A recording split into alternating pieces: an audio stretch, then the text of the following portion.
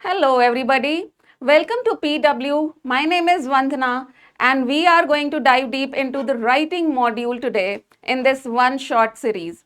I will be covering the entire writing module of the IELTS exam for you in this particular lecture, so you stay tuned.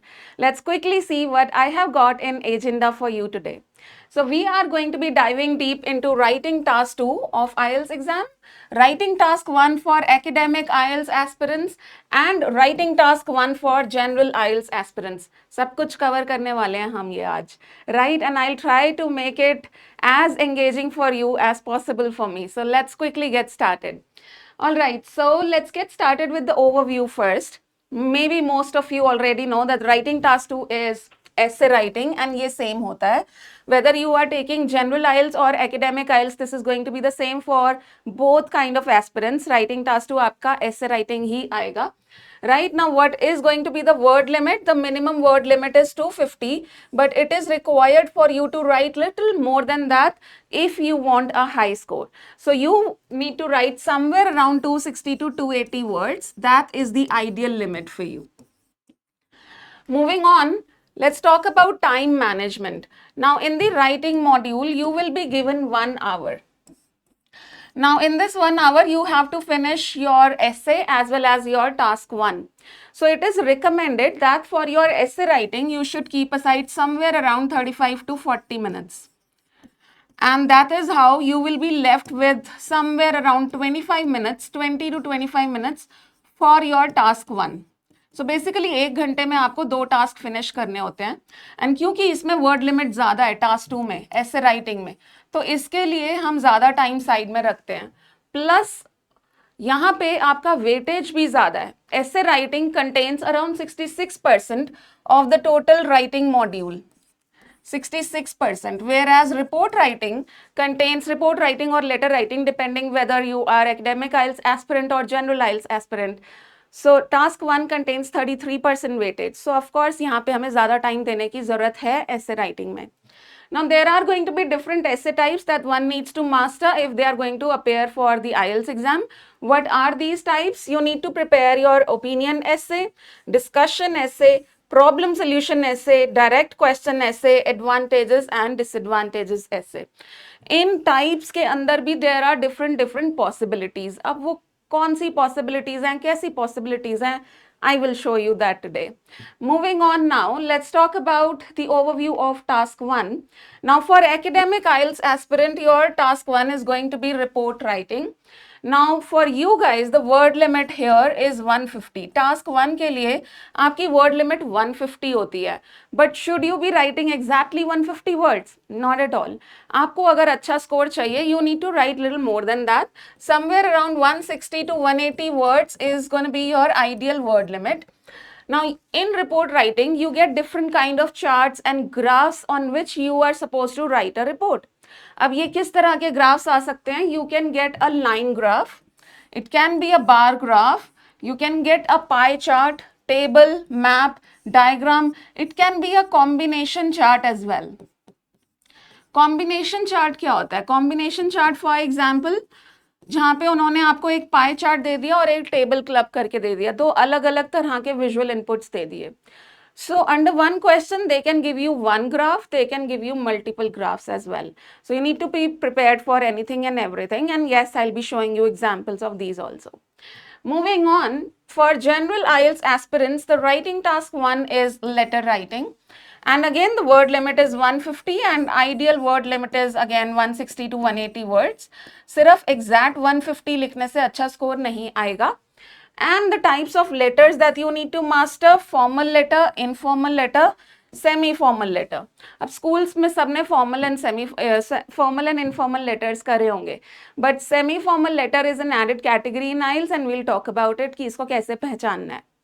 Moving forward now, let's get started with the real thing and talk about the marking criteria कि आपको score कैसे कैसे मिलेगा, examiner देखना क्या चाहते हैं. So examiners will give you score on task response in your essay writing. Now what exactly task response is? essay में जो भी पूछा गया है वो आपने अपने ऐसे में लिखा है कि नहीं। अगर नहीं लिखा है, relevance of ideas, basically this is about relevance of ideas. अगर आपके आइडियाज ही रेलिवेंट नहीं है, एंड ये बहुत बड़ा इशू है, this is not something that you should take lightly.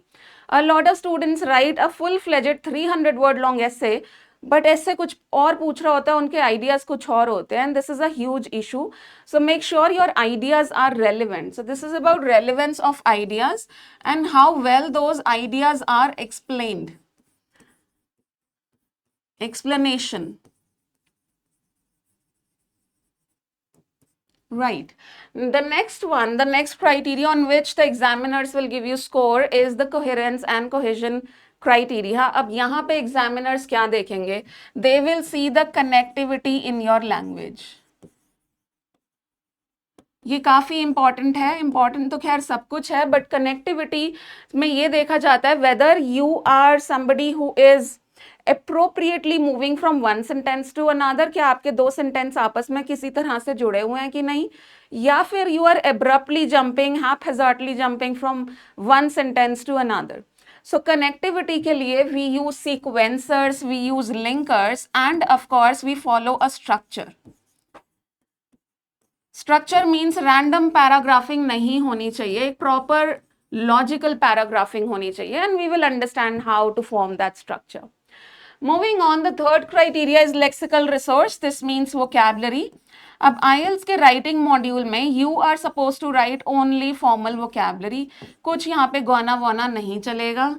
You can not write words contractions. अगर कैन नॉट लिखना है तो कैन नॉट ही लिखना है, आप कांट नहीं लिख सकते हो. And the final criteria is grammatical range and accuracy. So of course it's a language test. Grammar तो देखी ही जाएगी. They will see whether you have written error-free sentences or not. That is accuracy. Range में the examiners see whether you have produced different kinds of sentences or not. Complex, compound, those kind of sentences. So these four are the criteria on which you will be given scores by examiners. So basically मैं इसको बोलती हूँ, mantra to score high in the IELTS writing exam should not be taken lightly at all. Now let's move ahead and see our opinion essay prompts. Different possibilities of opinion essay. Let's take a look at the first prompt here. It says it is important for everyone, including young people, to save money for their future. To what extent do you agree or disagree with this statement? So this is possibility number one, right? And they are very clearly asking for your opinion कि आप agree करते हो या disagree करते हो, वो बताओ. ठीक है. See, you need to analyze the prompts very intricately. मान लेते हैं एक मिनट के लिए आपने कुछ ऐसा ऐसे लिख दिया कि yes, I completely agree. People should save money because they should save for a rainy day. Whenever there's a trouble, they can use that money and blah blah blah. But आप एक चीज इग्नोर कर रहे हो. अगर इस तरह का ऐसे लिख दिया, ये कंप्लीटली रेलिवेंट नहीं है, आप कुछ इसमें इग्नोर कर रहे हो. What you are ignoring is this thing. They are being very specific that everybody should save, including young people. Young people as in teenagers जिन्होंने अभी अभी कमाना शुरू किया है, उनको भी सेविंग्स करनी चाहिए. So if you are saying that yes, I completely agree, then आपका एक पैराग्राफ इसके ऊपर होना चाहिए, young people के ऊपर. If somebody is 18, उसने अभी अभी earnings शुरू करी हैं, why should they save? उसको भी justify करना पड़ेगा if you are agreeing. Okay, another thing to understand over here is this word extent. जब ये word extent आ जाता है, you can give a partial opinion also. You can say I partially agree. People should save, but as far as young people are concerned, those who are still teenagers, they need to enjoy their lives and they still have time to do investments and savings later on. So that is something partial stand. आप completely agree कर सकते हो इसमें, आप completely disagree भी कर सकते हो कि नहीं savings की ज़रूरत नहीं है, and आप partial stand भी ले सकते हो जहाँ पे आप बोल सकते हो that yes, people should save but not teenagers, not very young people, there's no need for them to save. So these are the three possibilities that you can use in your essay.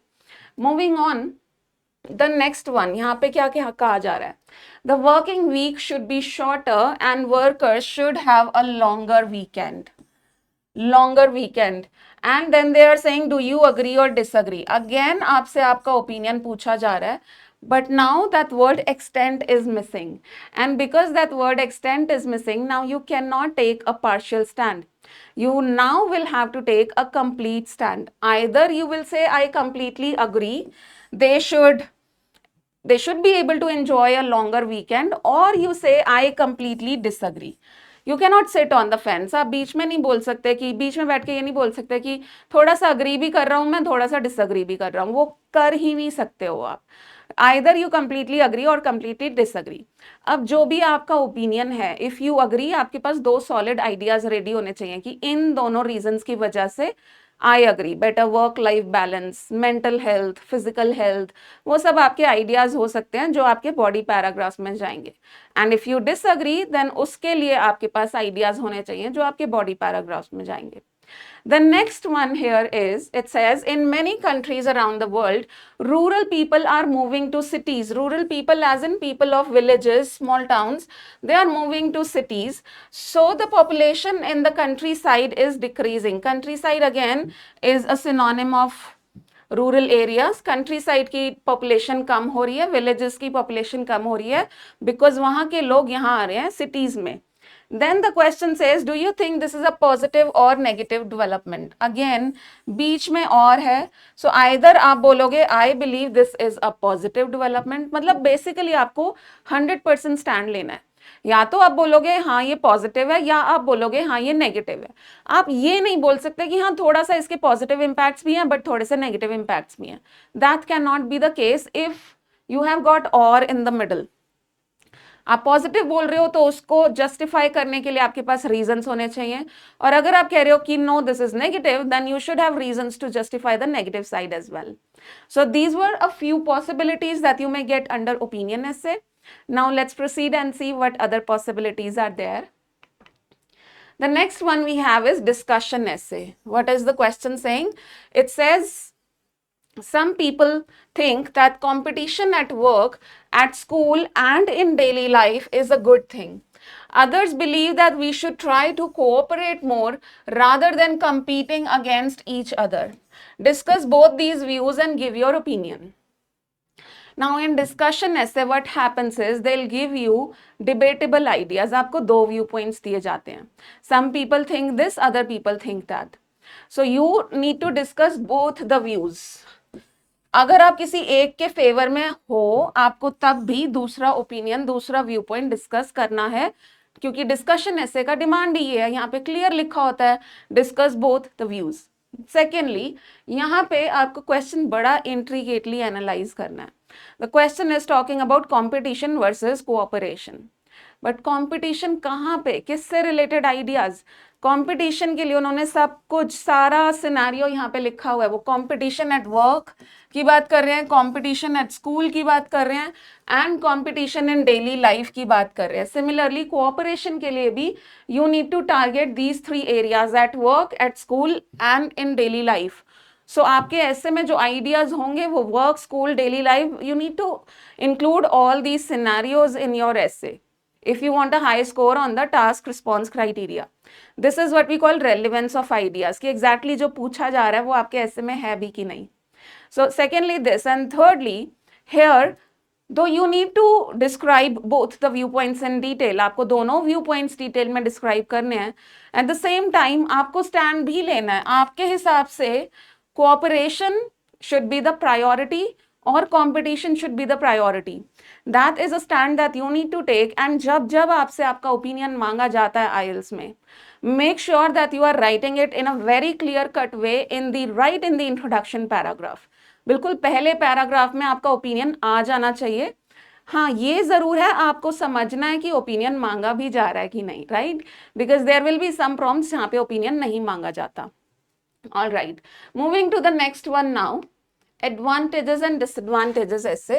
Now here are two possibilities. Number one, it says it is important for people to take risks both in their personal lives and professional lives.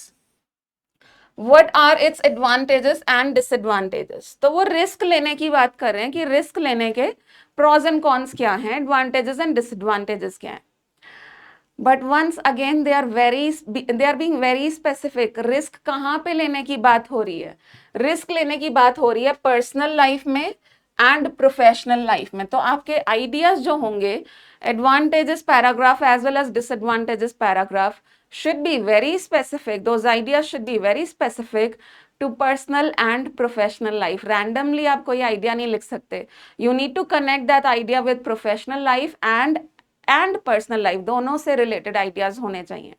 That is number one. Number two here, the statement here says what are its advantages and disadvantages. So what do you think? Do you think कि यहाँ पे opinion देना है हमें अपना? No. This is possibility number one of advantage disadvantage essay, wherein they are only asking you positives and negatives of something, but they are not asking your opinion. However, the second possibility right here on the screen, let's take a look at that. So this thing here says it is important for people to take risks both in their professional lives and in their personal lives. Do you think the advantages of taking risks outweigh the disadvantages? Outweigh the disadvantages. Now very clearly आपको भी समझ में आ रहा होगा, यहाँ पे आपका opinion मांगा गया है. And this is a very common question type for academic IELTS aspirants. मैं ये नहीं कह रही हूँ कि ये वाला टाइप नहीं आएगा, वो भी आ सकता है, बट एकेडमिक आइल्स में ये वाला बहुत बारी देखा गया जहाँ पे क्या हो रहा है. Let's take a look. आपसे एडवांटेजेस भी पूछे जा रहे हैं, आपसे डिसएडवांटेजेस भी पूछे जा रहे हैं, और आपसे आपका ओपिनियन भी पूछा जा रहा है. डू यू थिंक फ्रेज है इसमें आउटवे आ गया. ओपिनियन में वो क्या पूछ रहे हैं आपसे ये भी समझना जरूरी है, नहीं तो क्या ओपिनियन दोगे. ओपिनियन में they are saying do you think the advantages of taking risk outweigh the disadvantages. वो पूछ रहे हैं कि रिस्क लेने के जो एडवांटेजेस हैं क्या वो ज्यादा डोमिनेटिंग है, या रिस्क लेने के जो डिसएडवांटेजेस हैं वो ज्यादा डोमिनेटिंग है. कौन सी साइड आपके हिसाब से हैवियर है? So you will have to take a stand. You will have to say that in my opinion, taking risks, the advantages of taking risks are more dominating, are more substantial as compared to the disadvantages. या आप इसका उल्टा भी बोल सकते हो. That depends कि आपका क्या ओपिनियन है. आपका ओपिनियन कुछ भी हो सकता है. आप इस डायरेक्शन में भी जा सकते हो, उस डायरेक्शन में भी जा सकते हो. ऐसा नहीं है कि ये ही एक ओपिनियन देना है. There is no such case. Moving on. Okay, direct question essay. What do they do over here? Let's read the prompt. So the prompt says in some countries, more and more people are becoming interested in finding out about the history of the house or building they live in. What are the reasons for this? How can people research this? So सबसे पहली चीज direct question ऐसे होता क्या है. Direct question ऐसे में they give you any random piece of information and related to that information they can ask anything. Now here they are asking you the reasons that why exactly people are interested in finding out about the history of the place where they are currently residing. They are asking you the reasons and then they are asking you that how exactly this can be done. वो इससे related कोई third question भी पूछ सकते हैं. That are there any problems associated with this development? They can ask you anything related to the information given above. That is known as your direct question essay. Now here, indirect question essay, अगर आपको direct question आता है, so यहाँ पे तो opinion नहीं पूछा गया, but बहुत बारी direct question essay में opinion भी पूछा जाता है. So you need to be very careful. Question को पढ़ते time समझना पड़ेगा कि आपसे आपका opinion पूछा गया कि नहीं, because opinion is the star. So if it is asked, then you have to state it firstly. And secondly, यहाँ पे दो questions की जगह 3 क्वेश्चंस भी आ सकते हैं, या फिर ये भी हो सकता है कि एक ही सिंगल क्वेश्चन पूछा जा रहा है. सो अगर 3 क्वेश्चन आ जाते हैं यहाँ पे, that means you now need to make 3 body paragraphs separately addressing each of the prompt. हर प्रॉम्प्ट को अलग अलग बॉडी पैराग्राफ में एड्रेस करना है. लेकिन अगर एक ही क्वेश्चन आ गया तो क्या करोगे? सिर्फ रीजंस पूछ लिए मान लो, then what will you do? Will you make just 1 body paragraph? कभी मत करना ऐसा. Even in that case, you will need 2 body paragraphs. Body para 1, reason number 1. Body para 2, reason number 2. But 2 body paragraphs से कम कभी मत बनाना अपने IELTS essays में. This was your direct question essay, and moving on to problem solution now. It says, many working people get little or no exercise either during the working day or in their free time and have health problems as a result. Pretty interesting. अब इसमें क्या interesting है अभी मैं बताती हूँ, आगे पढ़ लेते हैं पहले। All right, why do many working people not get enough exercise and what can be done about this problem. So problem solution ऐसे में क्या होता है, first they give you a problem statement, पहले तो वो आपको प्रॉब्लम बता देंगे कि भाई देखो ये प्रॉब्लम है। अब यहाँ पे क्या प्रॉब्लम है, प्रॉब्लम ये है कि वर्किंग प्रोफेशनल्स बेचारे, उनको एक्सरसाइज करने का टाइम नहीं मिलता है, राइट। एंड उसके बाद उससे रिलेटेड दो क्वेश्चंस क्या पूछे हैं उन्होंने, why do many working people not get enough exercise, मतलब वाई आ गया, मतलब रीजंस बताओ। पहले तो रीजंस बताओ कि क्यों हो रहा है ऐसा बेचारे वर्किंग प्रोफेशनल्स के साथ, जिम क्यों नहीं जा पा रहे हैं। सेकंड क्वेश्चन क्या है, what can be done about this problem, मतलब अब सॉल्यूशंस बता दो कि इसके बारे में क्या कर सकते हैं, इलाज क्या है इस दुविधा का, राइट, सॉल्यूशंस बता दो। अब इसमें इंटरेस्टिंग क्या है, अगर आपने ढंग से एनालाइज नहीं किया, if you fail to analyse the prompt intricately, again the relevance of your ideas will go down. What do I mean by that? Let's go back to the question statement. Let's read it a little more intricately. So the question says, many working people get little or no exercise either during the working day or in their free time. और इस prompt में ज्यादातर students क्या अपने एस्से में ideas लिखते हैं कि बेचारे वर्किंग प्रोफेशनल्स, रोज ऑफिस जाना होता है, हेक्टिक स्केड्यूल है, उनके पास तो टाइम ही नहीं होता, कहाँ से जाके जिम में ट्रेडमिल के ऊपर भागेंगे। ऐसा ऐसा ऐसे देखने को मिलता है, बट स्टूडेंट्स फेल टू सी कि क्वेश्चन फ्री टाइम की भी बात कर रहा है भाई, कि जब इन लोगों को फ्री टाइम मिलता है, जब वीकेंड आता है, ये तो तब भी एक्सरसाइज नहीं करते। तो उसके बारे में भी बताना है आपको अपने एस्से में कि भाई वीकेंड्स पे सैटरडे संडे को क्या हो जाता है, तब एक्सरसाइज क्यों नहीं करते ये। So your one body paragraph should be about weekdays, that why do working professionals are not able to exercise, and you need to have a dedicated paragraph on their free time also, कि free time में क्यों नहीं करते हैं वो exercise. So be very careful here and analyze the question very intricately. अगर आपको high score चाहिए तो ये जो क्वेश्चन में ये जो बारीकियां डाल दी जाती है ना इधर उधर, उनको प्लीज इग्नोर करके मत आना एग्जाम वाले दिन। Okay, now let's proceed. Okay, now this is the structure, basic structure जो सारे essays के लिए हम follow करते हैं, लेकिन किसी अब ऑब्वियसली किसी में अब अगर एडवांटेज डिसएडवांटेज पूछा गया है तो बॉडी पैराग्राफ्स में एडवांटेज डिसएडवांटेज जाएगा। प्रॉब्लम सोल्यूशन में अगर रीजंस एंड सोल्यूशंस पूछे गए हैं तो बॉडी पैराग्राफ्स में रीजंस एंड सोल्यूशंस जाएगा। So content changes, basic structure ये होगा जहां पे फर्स्ट पैराग्राफ आपका इंट्रो होता है, लास्ट पैराग्राफ आपका कंक्लूजन होता है और बीच में दो बॉडी पैराग्राफ्स आते हैं। बेसिक स्ट्रक्चर तो ये है, but the content that goes inside these paragraphs, that of course changes according to the context and whether they are asking you pros and cons of something, problem solution of something, your opinion is being asked, so वो तो उसके हिसाब से change होता है content. That is number one. Number two, you also need to understand कि कुछ ऐसे types, अब कौन से ऐसे types, ओपिनियन ऐसे स्पेसिफिकली जो होता है ना आपका, वहां पे आप सिंगल आइडिया बॉडी पैराग्राफ बनाते हो। ओपिनियन ऐसे में आपके एक बॉडी पैराग्राफ में एक ही आइडिया जाता है, सिंगल आइडिया, और बाकी फिर पूरे बॉडी पैराग्राफ में आप इसी आइडिया को एक्सप्लेन करते हो, इसी एक आइडिया के आप एग्जाम्पल्स देते हो। लेकिन जो बाकी के एसेज हैं ज्यादातर, problem solution double idea paragraph, discussion ऐसे double idea paragraph, advantages disadvantages double idea paragraph, and problem solution double idea paragraph. So आपको ये भी समझने की जरूरत है कहाँ पे कितने आइडियाज कितने पैराग्राफ्स में जाने की जरूरत है, if you want to touch 7 bands in writing और go beyond that. For example, अगर डिस्कशन ऐसे आ गया और आपने सिंगल आइडिया का बॉडी पैराग्राफ बना दिया, then the maximum that you can get is 6.5। फिर you will not go beyond 6.5 because वहां पे डबल आइडिया पैराग्राफ बनाने की जरूरत होती है। चलो, let's explain the structure to you step by step.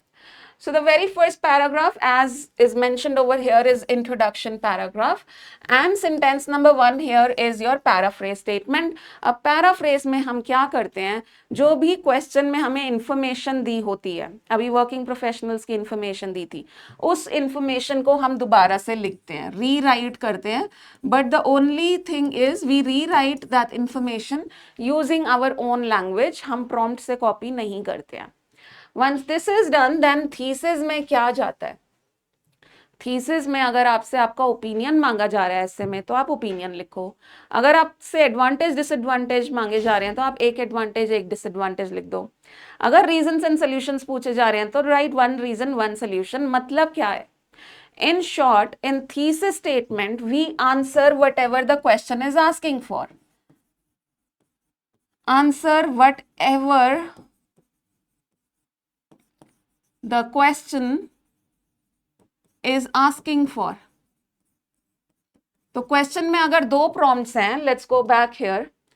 अगर जैसे for example prompt number 1 and prompt number 2, thesis में आपको दोनों का आंसर करना है। थीसिस में you will answer this also, why do many working people not get enough exercise. हाँ, लेकिन एक सेंटेंस में आंसर करोगे, बहुत ज्यादा एक्सप्लेनेशन हम नहीं करते थीसिस में। फिर एक बार इसका आंसर लिख दिया, फिर you will write the answer to this one, what can be done about this problem. मतलब एक रीजन बता दो, एक सोल्यूशन बता दो। So whatever they are asking, write that in thesis, but without explaining. We don't explain in thesis. All the explanation goes in body paragraph. और अगर आपने introduction में explain कर दिया, things will go against you. Now, once your introduction paragraph is sorted, then you move to body paragraph 1. यहाँ पे topic sentence means your main idea number 1. अब अगर वर्किंग प्रोफेशनल्स वाले हम एग्जाम्पल को देख लें तो वहां पे क्या पूछा जा रहा था? Why do many working professionals not get enough exercise? So सबसे बेसिक आइडिया क्या जाता है? They have hectic lifestyle. So वो आपका आ जाएगा यहाँ पे फर्स्ट स्टेटमेंट में, hectic lifestyle. And once you have written that, उसके बाद इसको एक्सप्लेन करोगे आपकी हेक्टिक लाइफस्टाइल क्यों है उनका। बिकॉज कॉम्पिटिशन बहुत ज्यादा है, they need to constantly upskill themselves. So now you explain कि हेक्टिक लाइफस्टाइल क्यों है। And once that is done, then you write an example. Example should be relevant to what you have written, of course. Idea से relevant होना चाहिए. Plus, example needs to be general. आप अपनी कहानी नहीं सुना सकते.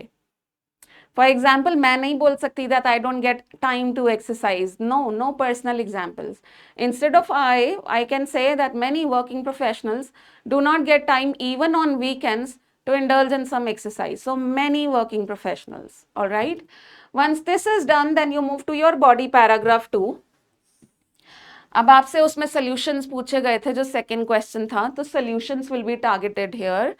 So one paragraph for each of the prompt. Reasons हो गए हमारे यहाँ पर, दो रीजंस आएंगे, दोनों एक्सप्लेन होंगे एंड उसका एग्जाम्पल होगा अगर प्रॉब्लम सोल्यूशन ऐसे है तो। सोल्यूशन में भी दो सोल्यूशंस, दोनों को एक्सप्लेन करना है एंड एक एग्जाम्पल देना है। Once this much is done, then you come to conclusion. Conclusion में you will summarise the ideas written in both the body paragraphs. So for example आपने दो सोल्यूशंस लिखे हैं अपने ऐसे में, अपने बॉडी पैराग्राफ में यहाँ पे दो सोल्यूशन लिख दिए हैं एंड दो रीजंस लिख दिए हैं। So will you summarise all four? No, you need to summarize just 1:1 काफी है। One idea from body para 1, another idea from body para 2. Once you have summarized your ideas from the body paragraphs, then you need to restate your opinion. If asked means आपसे आपका opinion जब मांगा जाता है तभी आप conclusion में उसको लिखोगे। नहीं मांगा जा रहा है तो आप सिर्फ summary पे stop कर दोगे अपना conclusion paragraph. Right, why have I written restate your opinion? Because आपसे जब आपका ओपिनियन मांगा जाता है तो सबसे पहले आप यहाँ थीसिस में लिखते हो, राइट। सो थीसिस में if opinion is asked, it will go in thesis and it will go again once again in the conclusion paragraph. Of course, अगर नहीं मांगा जा रहा है, then in thesis whatever they are asking that goes, and here you will summarize both the body paragraphs. That's it. No opinion. If they are not asking, don't give it. Moving on now. Let's take a look at this question in detail. So I'll explain the structure and ideas and I'll show you a complete sample written by me on this prompt.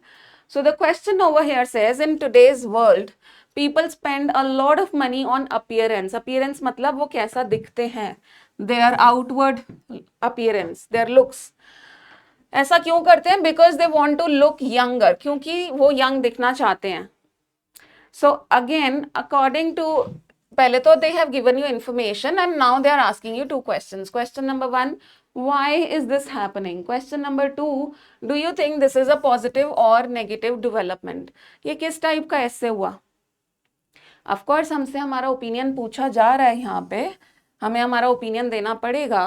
But एक और question है, why is this happening. सो ऐसे जब club करके आ जाते हैं ना कि ओपिनियन भी पूछ लिया, साथ में कुछ और भी पूछ लिया, this comes under direct question ऐसे category.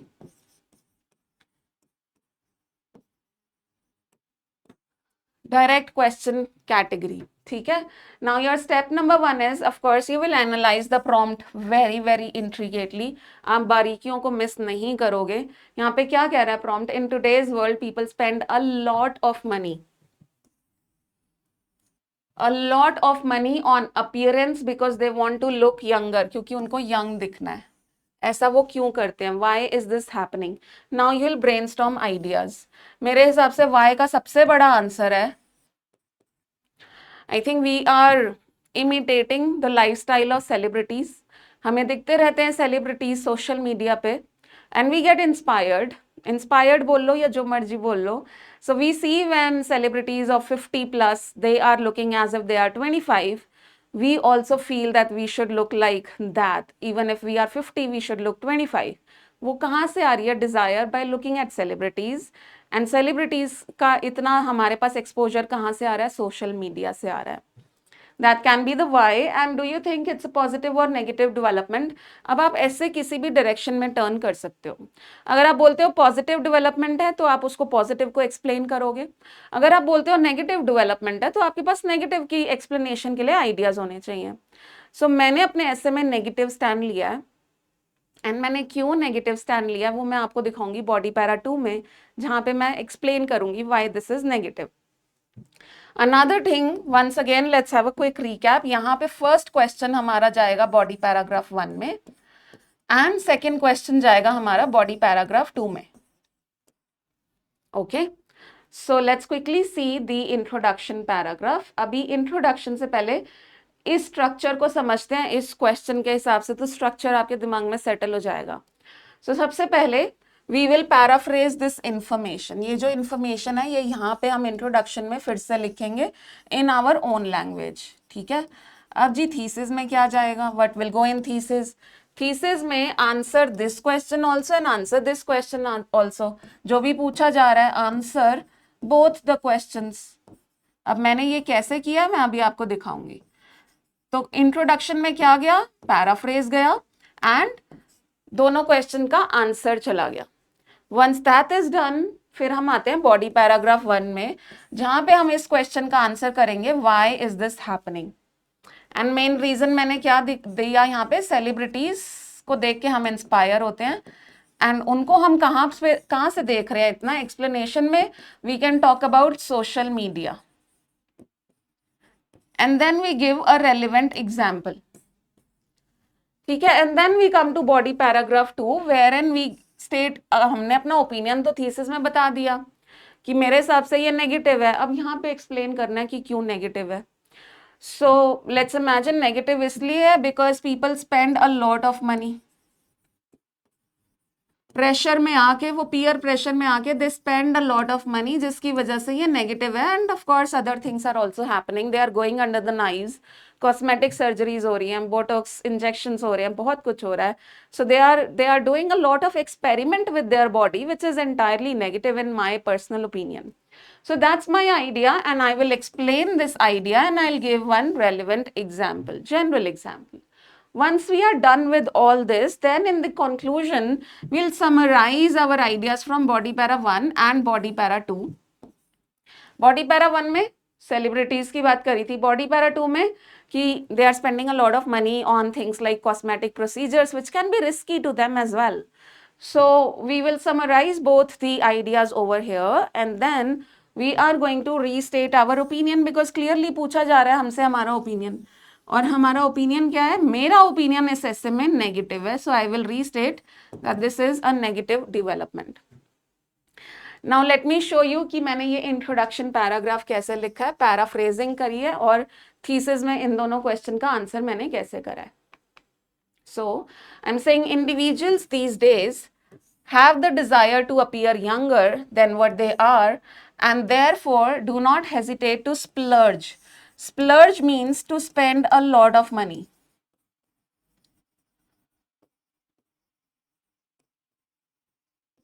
To spend a lot of money. ठीक है, यहां तक हो गया हमारा पैराफ्रेज, मैंने सेम चीज लिख दी यहाँ पे in different language. Now I am answering why is this.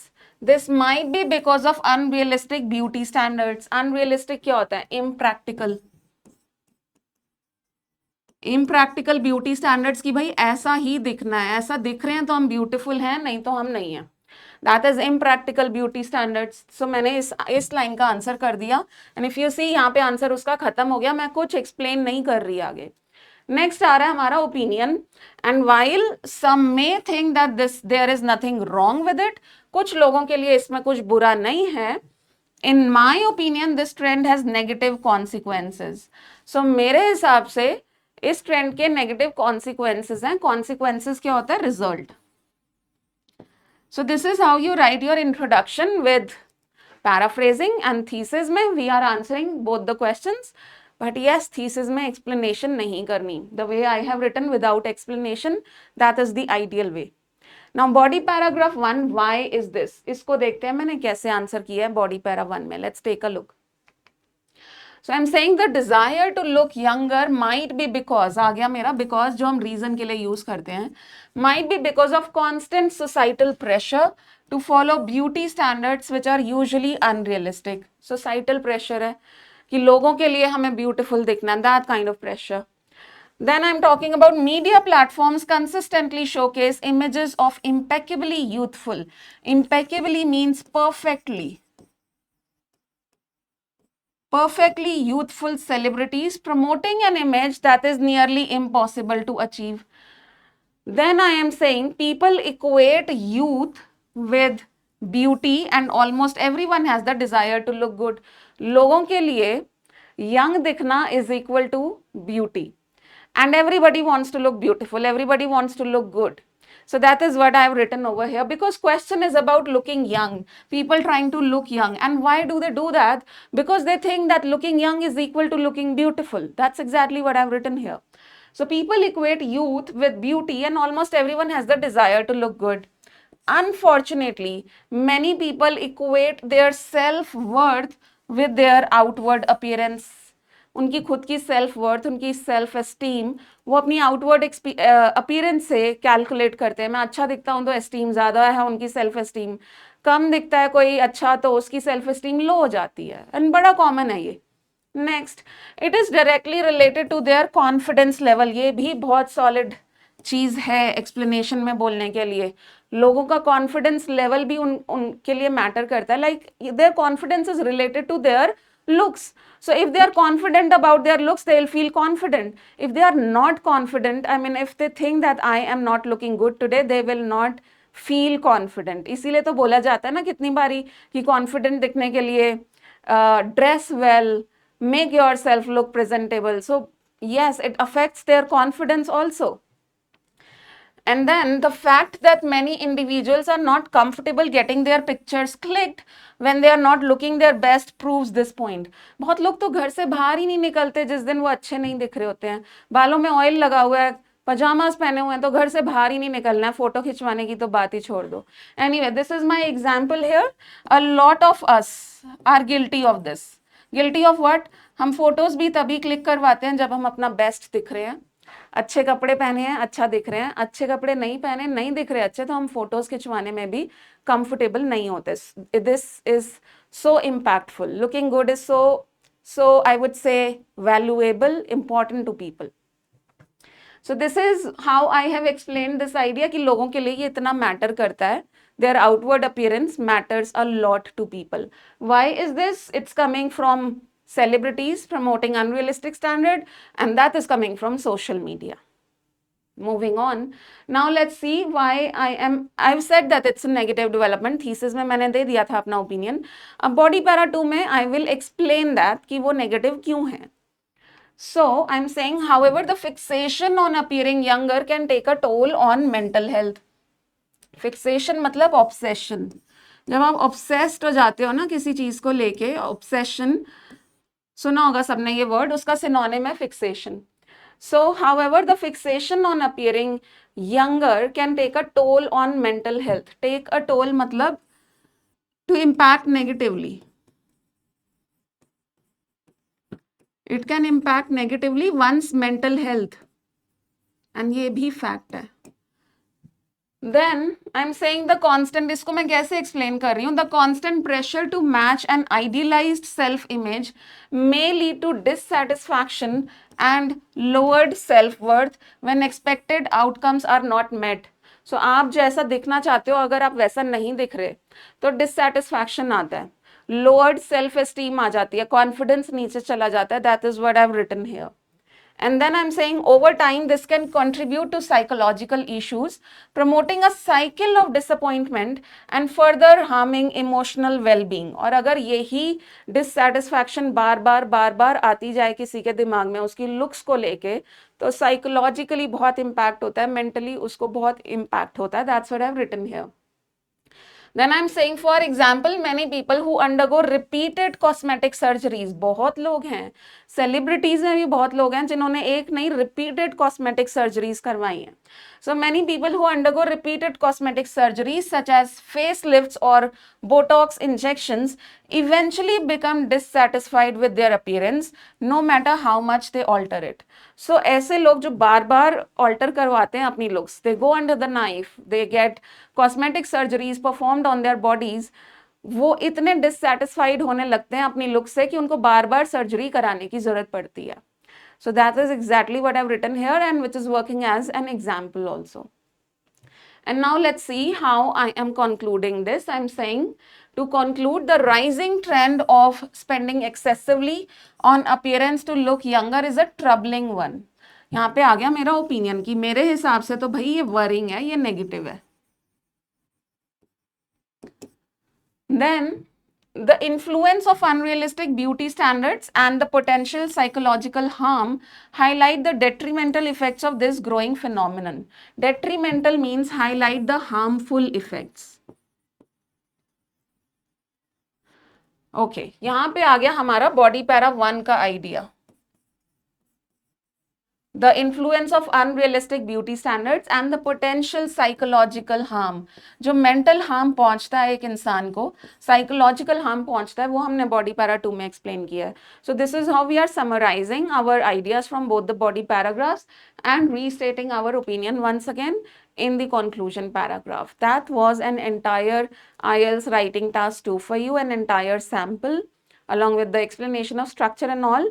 Now we are going to proceed to writing task 1 and that is for academic IELTS aspirants. That means हम बात करने वाले हैं अब report writing की. So let's proceed and let's quickly get started.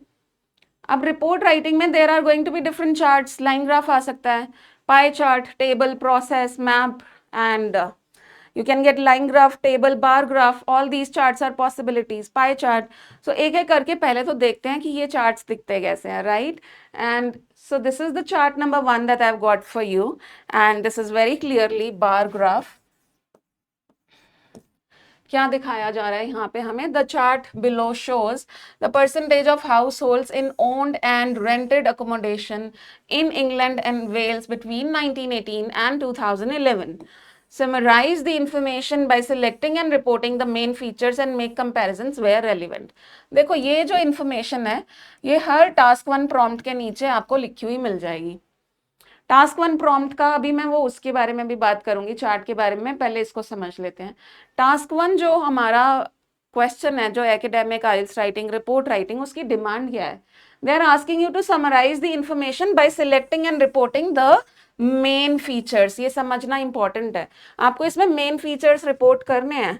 आपको क्या लगता है कि आप जब रिपोर्ट लिखोगे इस पे तो क्या करोगे? सबकी बात करोगे, ये यहाँ पे इतना डेटा था, यहाँ पे इतना डेटा था, फिर ये इतना हो गया, क्या सारा डेटा देते चले जाओगे? No, the question itself is saying, question खुद कह रहा है कि भाई सिर्फ मेन फीचर्स बताओ, तो सारा डेटा देने की जरूरत नहीं है. पहली चीज तो ये समझ लो.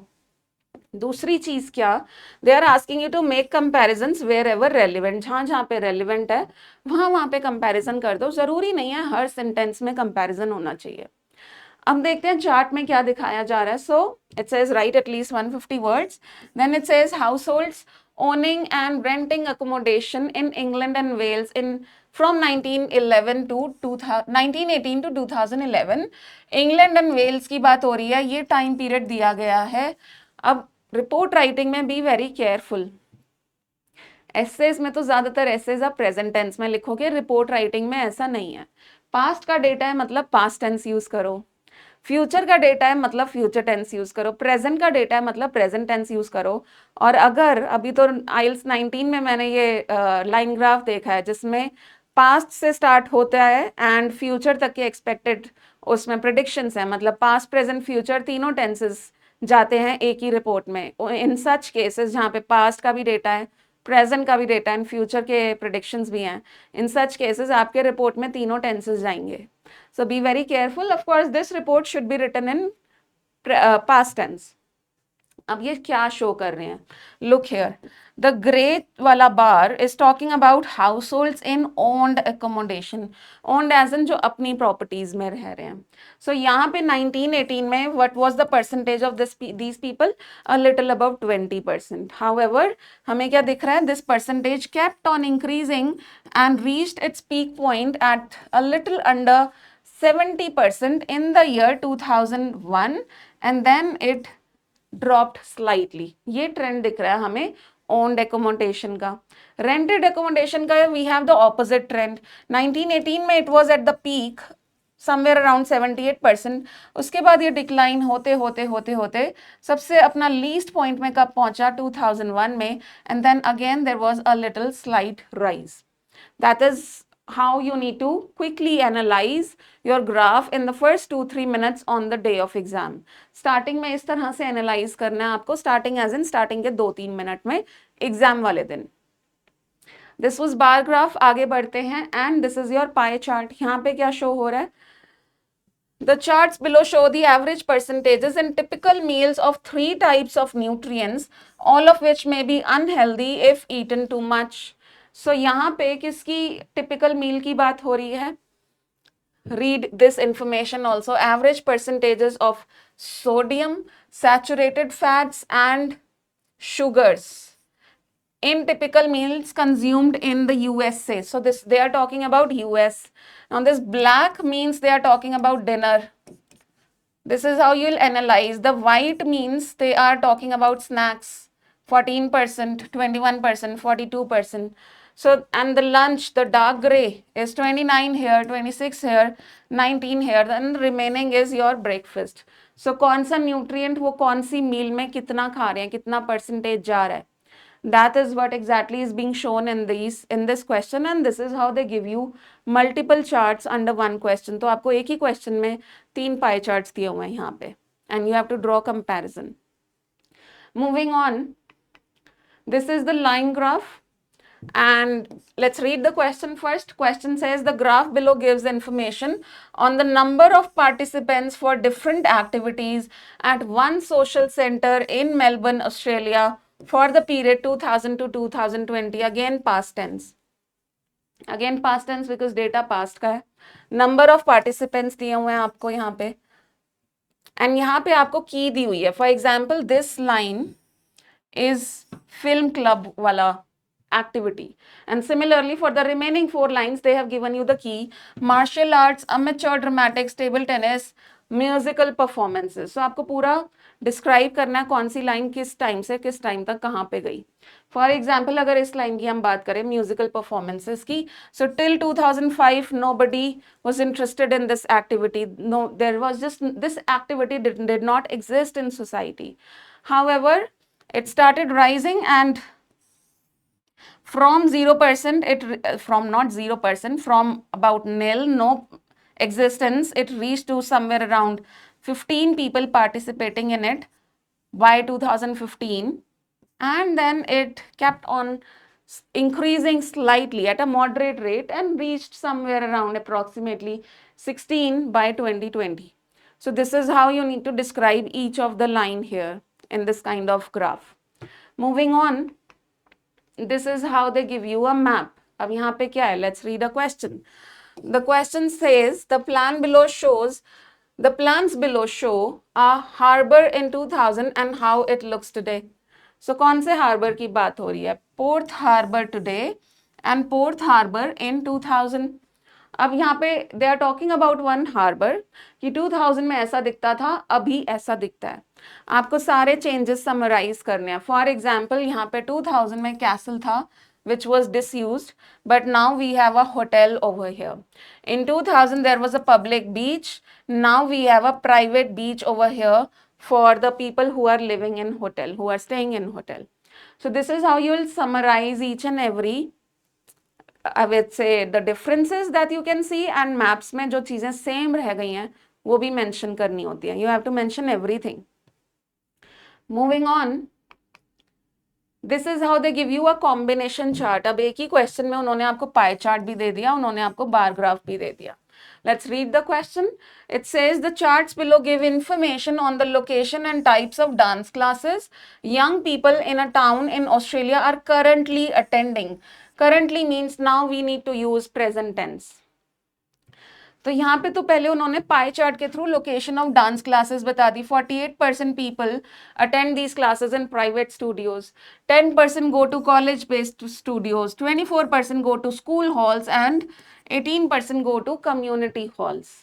And here what they are showing you types of dance classes. कौन से types हैं? ballet, tap, modern dance.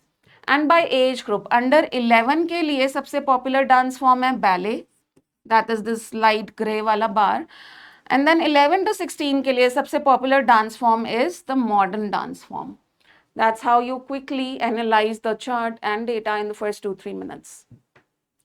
Moving on, so इस केस में आप क्या कर सकते हो? You can write one body paragraph explaining this chart and another body paragraph explaining this chart. That is something you can do here. Moving on, एक बार जल्दी से structure समझते हैं, then I'll show you a sample report written on one of these charts that I just showed you. So the very first paragraph is the introduction. Introduction में step number 1 is you will paraphrase the information given in the prompt. मतलब ये जो information दी होती है आपको इसको paraphrase करके लिखना होता है. Paraphrase means you have to rewrite it in your own language. बिल्कुल ऐसे writing की तरह. लेकिन वहाँ पे आता है thesis, यहाँ पे कोई thesis नहीं आता है. यहाँ पे introduction में आपका सिर्फ paraphrase statement आएगा और कुछ नहीं. प्लीज डाइजेस्ट दिस इंफॉर्मेशन, और कुछ नहीं आएगा, और कुछ लिखने के लिए उसको बल्कि बनाने के लिए कोशिश भी मत करना. Next, paragraph 2 is your overview paragraph. Here you mention the most prominent features. आपने एक चार्ट को देखा, अब उसमें कुछ बोरिंग फीचर्स होंगे, कुछ बड़े स्ट्राइकिंग फीचर्स होते हैं. Striking as an important features. So prominent मतलब यहाँ पे इंपॉर्टेंट फीचर्स आपको मेंशन करने होते हैं.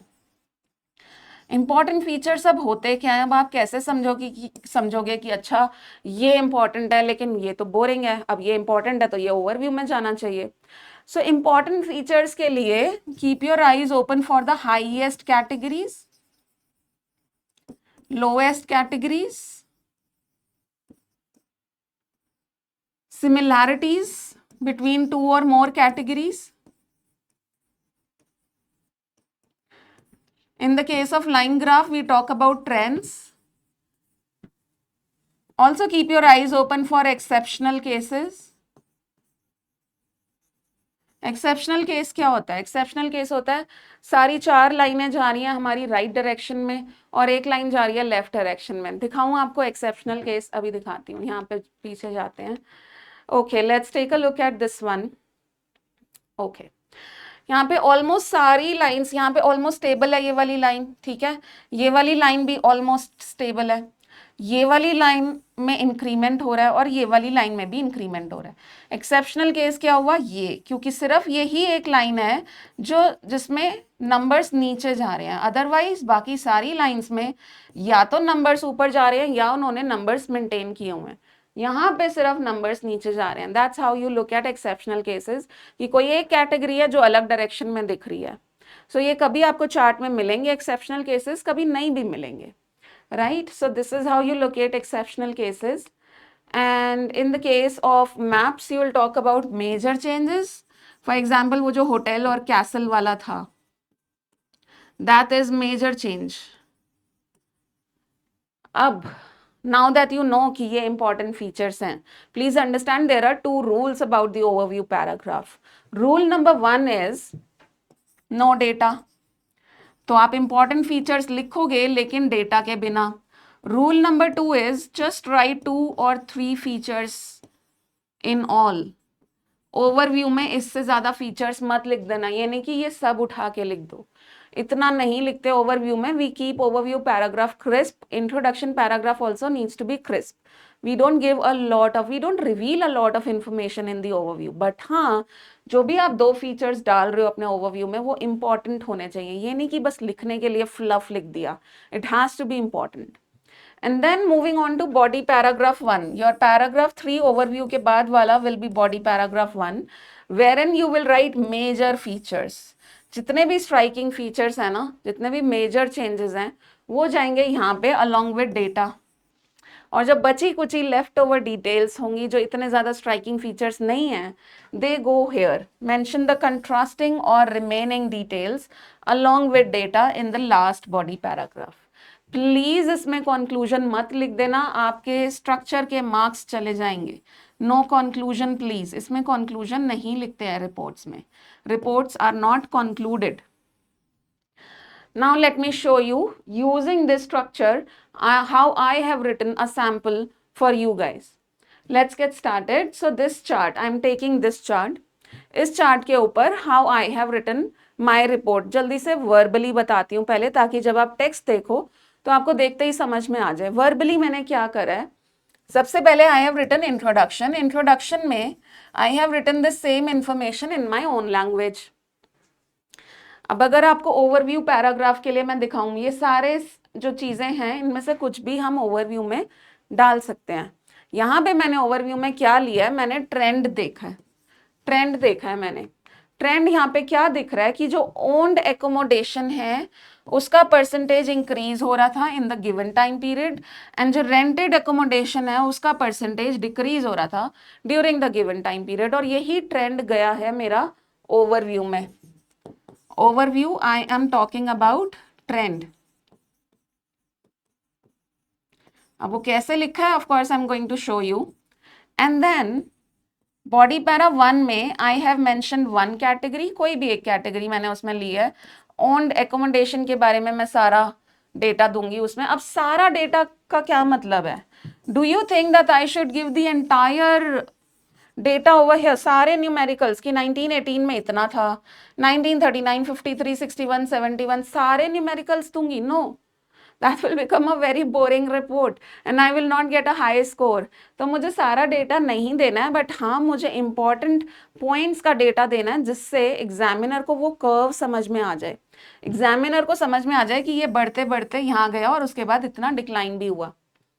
तो उसके लिए what I have done is, मैं पहले तो फर्स्ट पॉइंट बता दूंगी कि भाई यहाँ पे इतना था, then it kept on increasing. अब बीच में क्या हो रहा था, सिर्फ इंक्रीमेंट हुआ है और कुछ नहीं हुआ, और यहाँ पे ये अपना maximum point, peak point, not maximum point, peak point पे पहुंच गया, दैट इज 68, एंड उसके बाद there was a slight dip and it reach to around 62 in these 2 years 2001 and 11 respectively.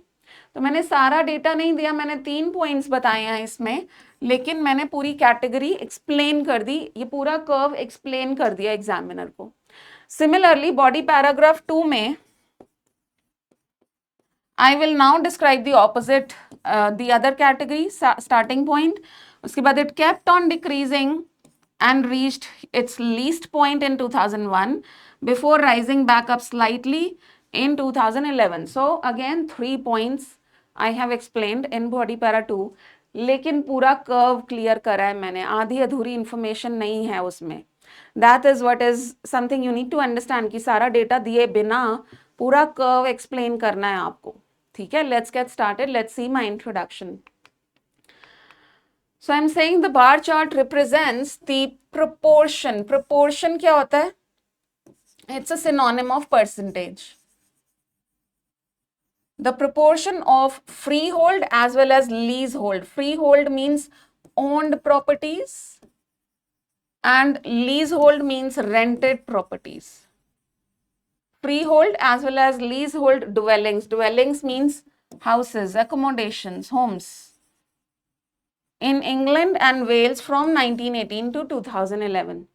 That's it. तो जो भी क्वेश्चन ने बोला था rented and owned properties, उसको पैराफ्रेज करके I have written here in my introduction. अब जल्दी से देखते हैं ओवरव्यू। ओवरव्यू में आई एम सेइंग, तो ये जो मैंने हेडिंग्स दिया ना, आप मत लिख देना अपनी रिपोर्ट में, we don't give headings, I have given to make you understand. So I'm saying overall it can be clearly seen that while the percentage of rented accommodation kept on declining, rented accommodation kept on declining consistently during the given time period, an increment was observed in the proportion of owner occupied houses. Owner occupied houses में we saw the increment. That's it. पूरे chart का summarise कर दिया trend बता के, and we are done and dusted. सिर्फ 2 features दिए हैं मैंने, दोनों कैटेगरीज का ट्रेंड बताया, and there is no data. That's how you write the overview paragraph. Moving on, body para 1 now. So I'm saying in 1918 the proportion of rental properties, so rental properties means black bar, was somewhere around 78%, was the highest at 78%. so उसका year भी बताना है और उसका properly data भी देना है आपको. However, it continuously declined, reaching its lowest point at approximately 30% in 2001. So it continuously declined and reached approximately 30% in 2001. Again, दोनों data दिए दोनों side से.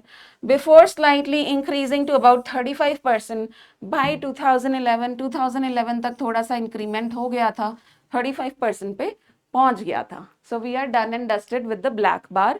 हमने यहाँ पे ये डेटा नहीं दिया, ये नहीं दिया, this this this this, we have not given all these numericals, but we have still clarified to the examiner कि ये कर्व ऐसा दिखता है. तो एग्जामिनर के सामने अगर ये बार ग्राफ नहीं दिया, एग्जामिनर को ये कर्व समझ में आ जाएगा, examiner will be able to visualise. That's how your report should be. Moving on to body para 2 now. For owner occupied residences, as in this gray bar, the trend was exactly the opposite.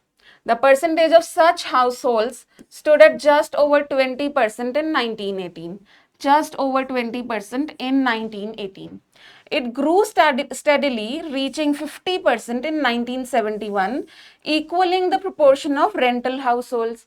So steadily, as in slightly, considerably increase करते करते यहाँ तक पहुँच गया 50%, जहाँ पे ये दूसरी कैटेगरी के equal हो गया. The upward trend continued, peaking at just under 70% in 2001. इसका upward trend continue रहा, peaking at just under 70% in 2001.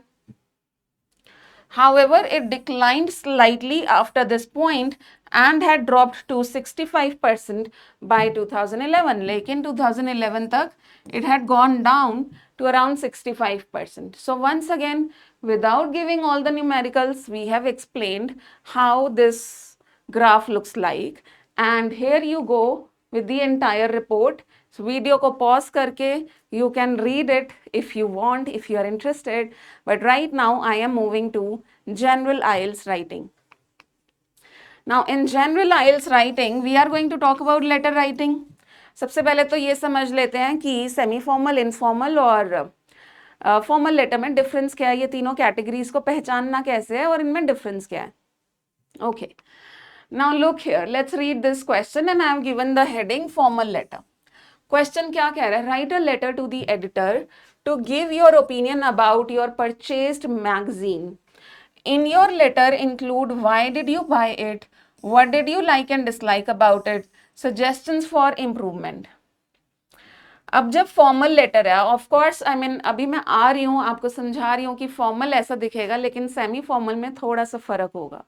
तो पहले चलो फर्क समझ लेते हैं. अब फॉर्मल लेटर में हम स्टार्टिंग करते हैं डियर सर स्लैश मैडम से. पर ऐसा क्यों? Why dear sir slash madam, ऐसा क्यों? What's the logic? The logic here is कि इस केस में आप किसको लेटर लिख रहे हो? You are writing letter to the editor. और यही आपको इसी तरह से समझना है कि अच्छा मेरा ये फॉर्मल लेटर है बिकॉज मैं किसी ऐसे इंसान को लिख रहा हूँ जिसका मुझे नाम ही नहीं पता है. मुझे नहीं पता कौन पढ़ने वाला है मेरा लेटर. मुझे नहीं पता whether that person is male और फीमेल. क्योंकि मुझे उसका नाम नहीं पता, मुझे नहीं पता whether that person is male और female. That's the logic. That is why we are writing dear sir slash madam. Sir भी लिख रहे हैं, मैडम भी लिख रहे हैं. अगर पता है कि फीमेल पढ़ेगी कोई तो यही ना लिखते dear madam. Sir slash madam का मतलब ही है कि हमें नहीं पता कौन पढ़ने वाला है. तो this can be a feature with which you can recognize that okay this is a formal letter. कहाँ पे आप formal consider करोगे question को, जहाँ पे you are writing to such an authority where you don't know who is going to read your letter, you don't know the name of that person, you don't know whether that person is male or female. These cases are considered as formal letter. And इनका sign of कैसे होगा? You will right yours faithfully. Yours में बहुत लोग apostrophe comma लगा देते हैं, वो नहीं करना है, that would be wrong. Faithfully का F needs to be in smalls. Sir slash madam के बाद कॉमा, फेथफुली के बाद comma, and then here you need full name. It can be your own full name, it can be an imaginary full name as well. Dear sir slash madam में D S and M needs to be in caps. ये छोटी छोटी चीजें बहुत important हैं आइल्स में, otherwise you don't get a good score. So this was your formal letter. Now moving on to semi-formal letter. Let's read the question and let's understand इसमें और पहले वाले में क्या difference है. So it says you work for an international company. You have seen an advertisement for a training course which will be useful for your job. Write a letter to your manager. In your letter, describe the training course you want to do, explain what the company could do to help you, say how the course will be useful for your job. अब आप कहोगे ये भी formal है, हम तो अपने manager को जब लेटर लिखते हैं हम उसको फॉर्मल कंसिडर करते हैं. ये सेमी फॉर्मल कैटेगरी में आएगा, पर ऐसा क्यों? देखो, सेमी फॉर्मल कैटेगरी कैसे रिकॉग्नाइज करोगे? सेमी फॉर्मल कैटेगरी इस तरह से पहचानोगे, you are writing to somebody whom you know. आप जानते हो इस इंसान को. You know the name of this person. आपको अपने मैनेजर का नाम पता है. You know whether this person is male or female. आपको ये भी पता है. But you don't have a personal relationship with that person. बात करते हो, मिलते हो, but personal relationship नहीं है. Friends, family नहीं है. So these cases go under semi-formal category in the IELTS exam. For example, आप landlord को लिख रहे हो, neighbor को लिख रहे हो, tenant को लिख रहे हो. So तुम जानते हो इन लोगों को, right? But it's not that you share a personal relationship with them. So such cases go under semi-formal category. All right. Now यहाँ पे this is how the salutation begins. See, IELTS के letters में there are no addresses. Straight away ये step number 1 होता है हमारा letter. हम कैसे start करेंगे? Step number 1 होता है salutation and it changes. Formal letter में आता है dear sir slash madam. Semi-formal में क्या आता है? सेमी फॉर्मल में dear mister and then what? Sharma. अगर हम ऐसे लिख दें डियर मिस्टर अमित, अब क्या होगा? अब ये गलत हो जाएगा, बिकॉज मिस्टर के साथ we don't take first name. Mister missus के साथ फर्स्ट नेम नहीं जाता है, we write last name like this. Dear Mr. Sharma, dear Mr. Jonas, dear Mr. Oberoi, whatever last name you find attractive, you can use that. But first name के साथ Mr. Mrs. मत लगा देना. And ending कैसे होगा? Sign off कैसे होगा? Yours sincerely. Sincerely के spellings में बड़ा goof up होता है. So please be careful here. CERELY, 2 बारी E आता है. And of course you need a comma here, and यहाँ पे भी आपका full name आएगा. Just like फॉर्मल लेटर, यहाँ पे भी आपका फुल नेम आएगा. अब फॉर्मल लेटर में भी, सेमी फॉर्मल लेटर में भी हमारी टोन जो होती है ना लेटर लिखने की, we will write our letter using formal English. लेकिन आईएलटीएस राइटिंग में एक ही जगह है जहाँ पे हम इनफॉर्मल इंग्लिश लिख सकते हैं. वो कौन सी जगह है? वो ये जगह है, that is informal letter. So you recently purchased a household appliance that you find very useful. Write a letter to a friend to recommend it. In your letter, describe the appliance, explain how you use it, suggest reasons why your friend should consider buying it.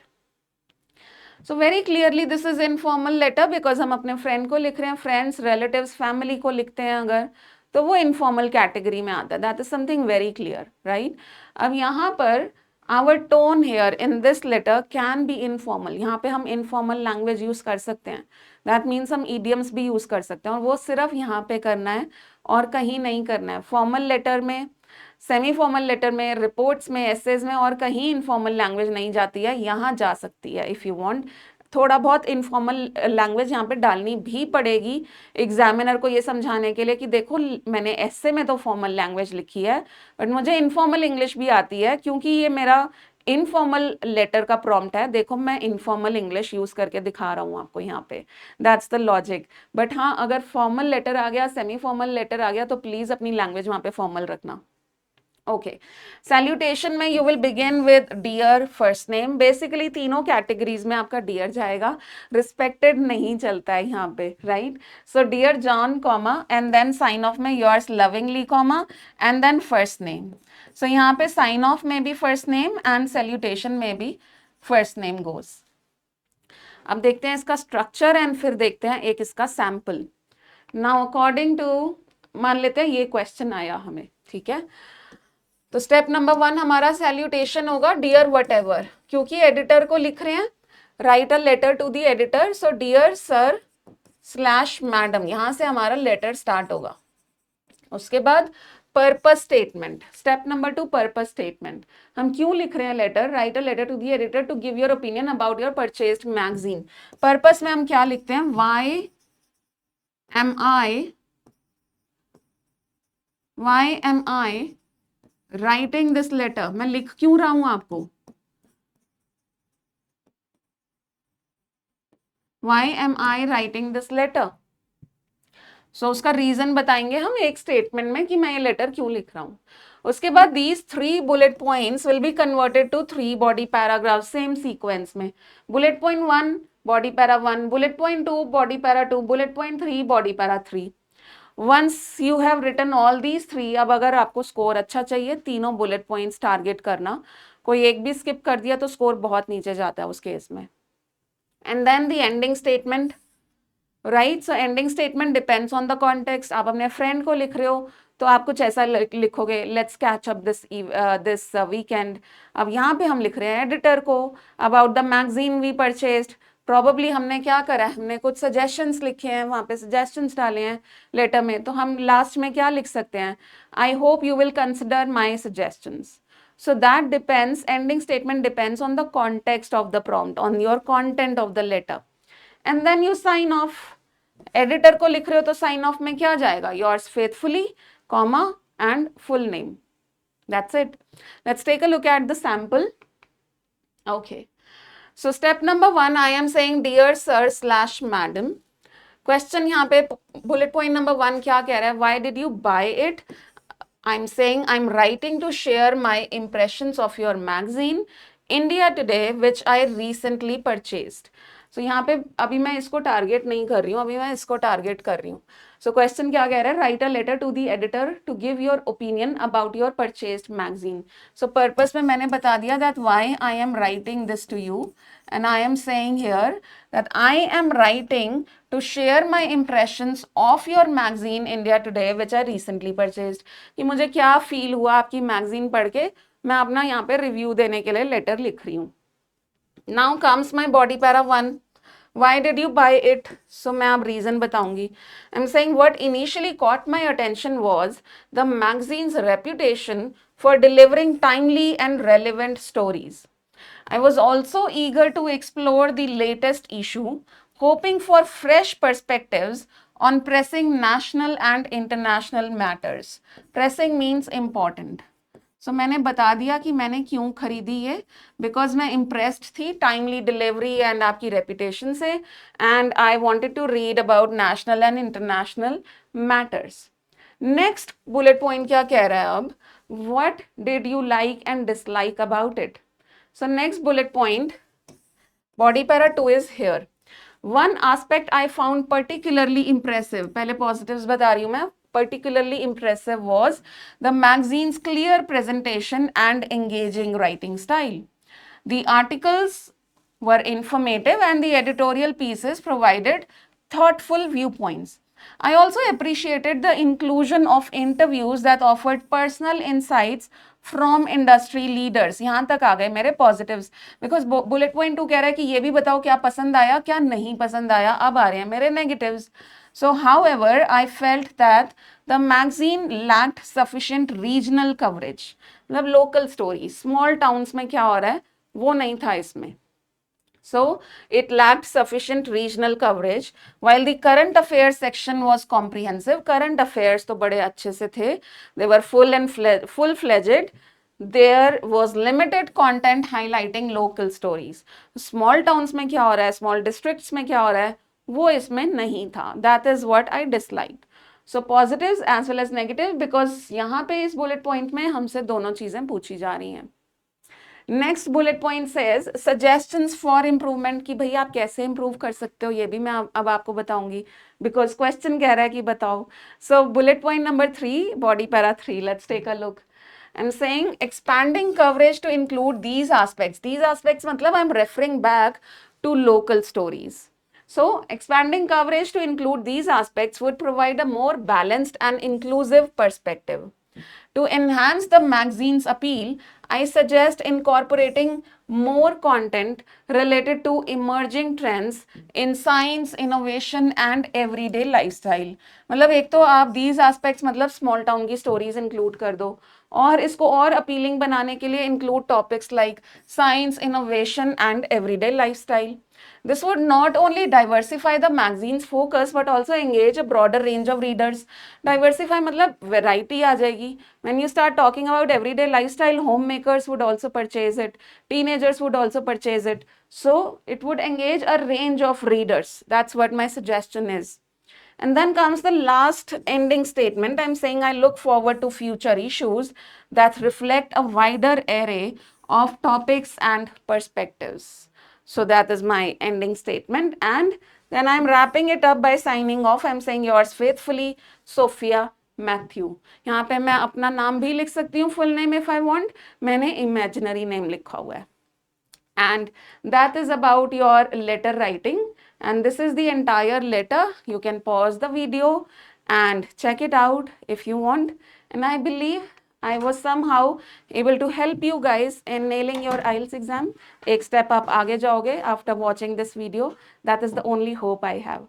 All the very best guys. Take care. I'll see you in the next lecture. Bye-bye.